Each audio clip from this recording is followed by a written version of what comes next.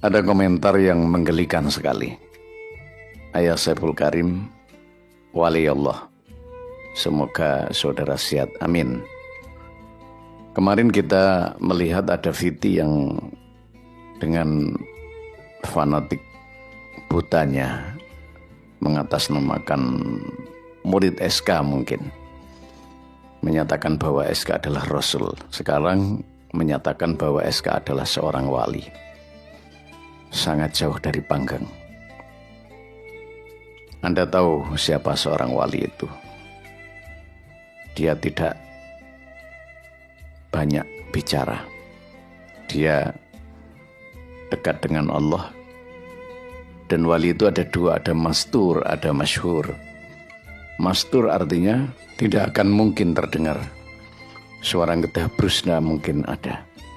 Masyhur artinya adalah wali-wali yang punya keilmuan yang tingkat tinggi, ma'rifat, hakikat, dan mukasyafahnya. Tidak seperti SK ini. Dia hanya bisa bicara dan bermain dengan logika, tapi logikanya sendiri tidak melalui guru, bahkan tidak sanad sampai pada Rasulullah.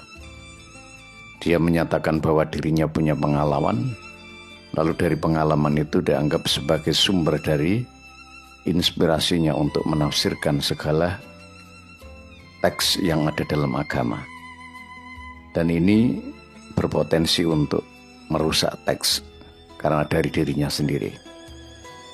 Orang berpengalaman rohani itu bisa dari setan.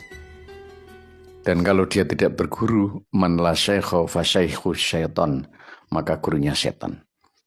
Orang-orang yang berguru kepada orang yang berguru kepada setan, maka akan muncul halusinasi untuk memberikan pujian kepadanya. Bisa menganggapnya sebagai seorang wali, bahkan sampai pada menganggapnya sebagai seorang rasul. Mari kita lihat beberapa kasuistis tentang kejanggalan yang disampaikan oleh SK. Tentang sebuah buku yang dikarang oleh SK. Dia mengatakan bahwa Hajar Aswad adalah vagina.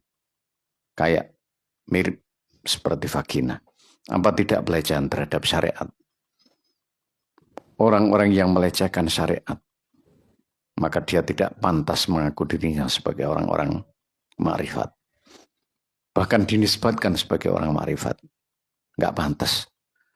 Karena syariat saja, kalau ada orang syariat saja itu belum sempurna, dia tidak akan mungkin menuju kepada hakikat, tarekat, dan ma'rifat.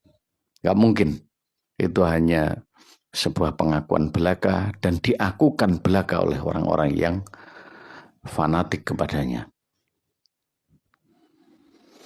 Lalu ada lagi dia mempertanyakan tentang dalil menyembelih dengan menggunakan bismillah sambil tertawa. Dia mempertanyakan, kalau Anda menyembelih, Anda pakai bismillah. Pertanyaan dengan tertawa ini namanya juga melecehkan. Apakah ini seorang wali? Melecehkan ayat Quran. Lalu menggunakan logikanya sendiri bahwa ketika menyembelih itu menyakiti dan meminta maaf. Dia tidak paham tentang syariat. Bahwa ketika menyembelih itu yang dilegitimasi oleh syariat adalah membaca bismillah.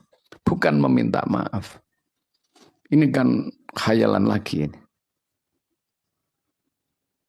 Jadi sudah berapa banyak penyelewengan-penyelewengan yang dilakukan atas nama logika, atas nama tasawuf, atas nama hakikat.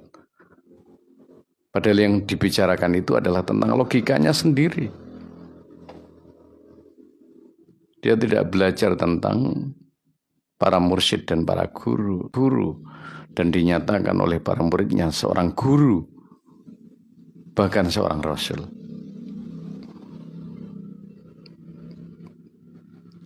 Lalu dia mengatakan bahwa siksa kubur hanya perlambangan.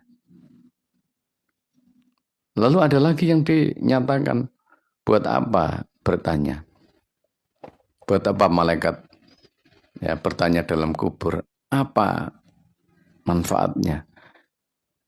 Ini kan pertanyaan konyol ini. Pertanyaan membagongkan ini. bagi orang yang dianggap sebagai seorang wali. Ini bukan wali. Ini adalah sebuah kegiatan yang lebih daripada kehaluan yang didewa-dewakan oleh orang-orang halu yang tidak paham tentang bagaimana cara beragama, yang menggunakan kaidah-kaidah syariat yang baik. Kembalilah kepada para masyayikh, para ulama, para guru yang mengajarkan kebaikan-kebaikan dengan menggunakan keilmuan dan kredibilitas pengetahuan yang bisa dipertanggungjawabkan. Jangan Anda mengikuti orang yang membelokkan makna syariat. Ini saya dengar di beberapa medsos sudah ada pelarangan-pelarangan. Ini bukan masalah panik, tapi masalah tentang kekhawatiran umat yang disesatkan ketika ini adalah penyesatan. Maka dalam sebuah hadis dikatakan, apa itu? Ketika mereka bertanya, ya, maka fa'aftau bi ghairi ilmin, ada yang menjawab dengan tanpa ilmu. Wadhallu. Kalau dia tidak punya ilmu lalu menggunakan akalnya saja, maka bisa jadi dia adalah dhallun, dhillun, mudillun, bisa jadi sesat dan menyesatkan. Semoga Anda sadar. Semoga Anda tidak termakan oleh narasi-narasi yang kayaknya sepertinya masuk akal tapi tidak. Kayaknya logis tapi tidak. Karena menabrak syariat dan menabrak penafsiran para ulama serta penafsiran para guru-guru. Dan mereka lebih kredibilitas